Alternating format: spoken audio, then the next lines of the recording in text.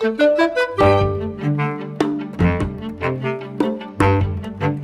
bassin aquitain présente des ressources très hétérogènes et variées. On va rencontrer en fait au nord et au sud plutôt des terrains calcaires et des terrains volcaniques et magmatiques, alors que le centre de l'Aquitaine, qui est composé essentiellement des départements de la Gironde, du Lot-et-Garonne et des Landes, vont présenter plutôt des sables et des dépôts alluvionnaires.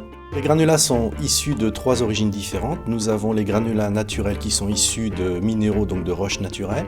Nous avons les granulats artificiels qui sont des coproduits issus de processus industriels. Et nous avons les granulats recyclés qui proviennent essentiellement de la démolition d'ouvrages du bâtiment et du génie civil. Ce sont des matériaux finalement complexes.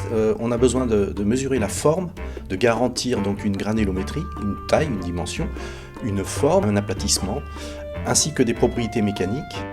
D'autres caractéristiques doivent être mesurées sur les granulats, telles que la densité, la porosité.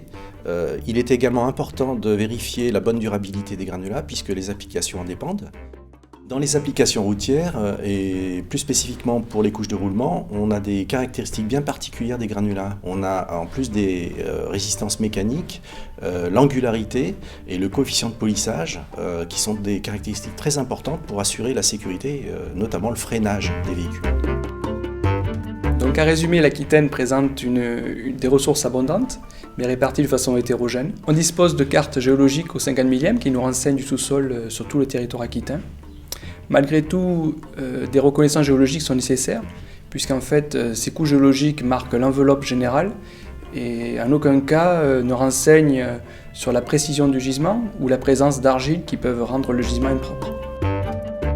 En fait, les granulats sont des matériaux complexes. C'est un peu comme le vin, il y a l'art de l'assemblage. On ne met pas des sables et des gravillons comme ça dans le béton ou même dans les sous-couches routières. Il y a une juxtaposition de classes granulaires à bien respecter.